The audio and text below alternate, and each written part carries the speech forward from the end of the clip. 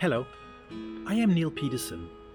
I have traveled to many corners of the world as a sailor, as an adventurer, as a keynote speaker.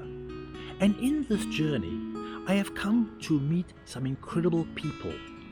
People of incredible diverse walks of life. People who have generated wealth in very creative, unique ways. And I've had a chance to reflect upon how some of that has been generated. I ended up reading a book that really gave me a tremendous insight into understanding and shaping some of my thoughts. This book is titled The Billionaire Who Wasn't. It is the story of Charles Finney, the man who founded the duty-free organization. Chuck saw an opportunity with tourism, especially the Japanese tourism in the beginning, who are a culture of giving. They have gifts that they give to their wives, their parents, their children, their secretary, key employees.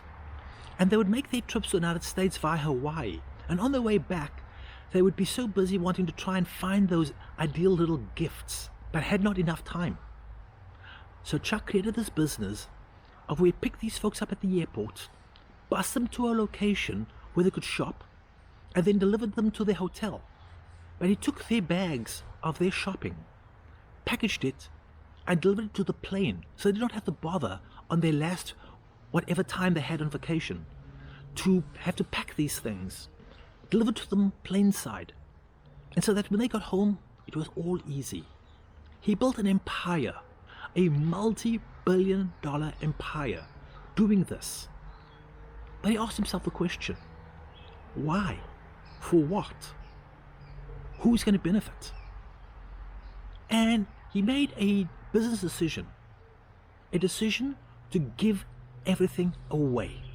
He created a charity, Atlantic Philanthropic Organization. Sorry, I can't pronounce the full philanthropic word. But he created TAC. And he gifted his entire fortune to his non-profit. And then he spent the remainder of his life gifting away over $7.4 billion to various organizations that he came to believe in. It was so difficult giving it all away because it was well invested, and just the rate of return made the compounding interest even more. And he spent decades making those gifts. People like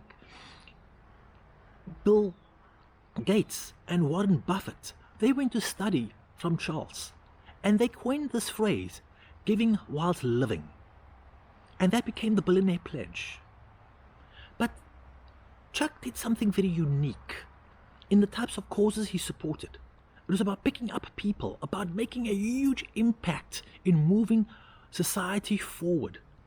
He played a huge role in the Irish peace negotiations, where he helped bring Gerry Adams to the table. And he played a huge role in South Africa, where he helped Mandela and establish the Constitutional Court and many other things, including some huge gifts to education that he made. The lesson is not just about giving and being generous and making a difference. The lesson is also, how do we accumulate our wealth? Do we do it with limited harm, or do we do it with no regard to the environment and to other people? We have to have a conscience in our capitalism of how we do these things.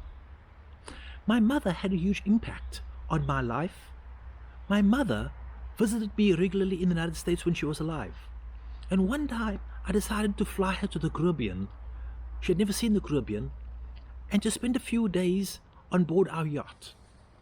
And when she arrived on the boat and settled in, sitting in the salon, I was busy doing something. I heard, "Neil," the tone a mother uses to get your attention. I dropped everything I was doing. I was wondering, is she uncomfortable on the boat? Is she seasick? Does she not like the location that we are anchored in? What is it that's bothering her? Because her tone of voice told me this was serious. So I sat down beside her and I asked, "Yes, Mom, what do you need?" And she said, "Rich people own a yacht like this. Rich people travel to places and live like you are living." And then she threw the real question. "Did you make your money honestly?" We spent the next several hours having a very interesting conversation, not just about how I generated my earnings, my living as an author, as a keynote speaker, and also in my investing. We had a conversation about how we as a group of people, as a society, have an obligation to support and to help others. We had a helping hand to lift us up. We have to help lift others up.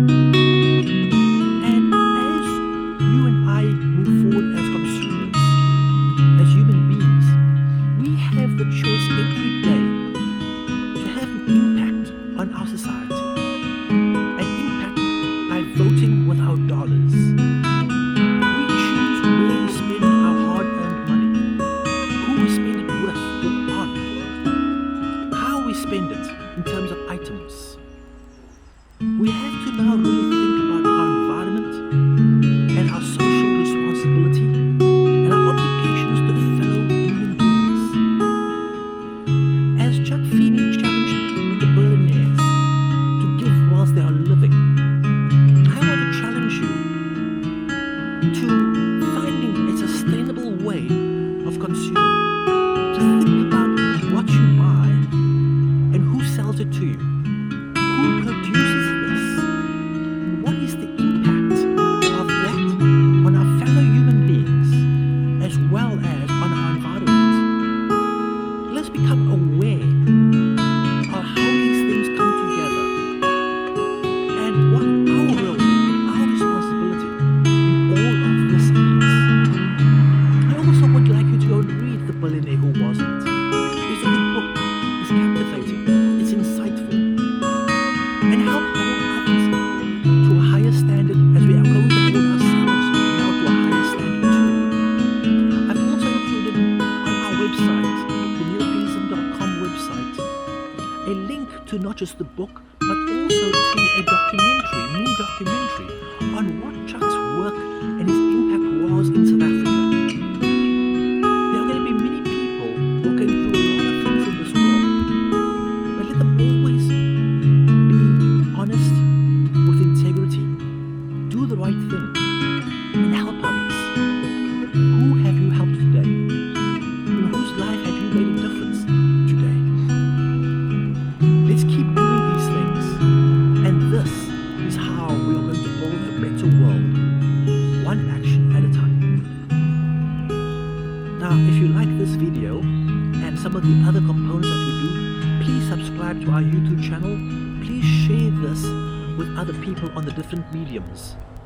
And let's work together in a dialogue, a respectful dialogue, to see what we can do to continue making a difference. Thank you.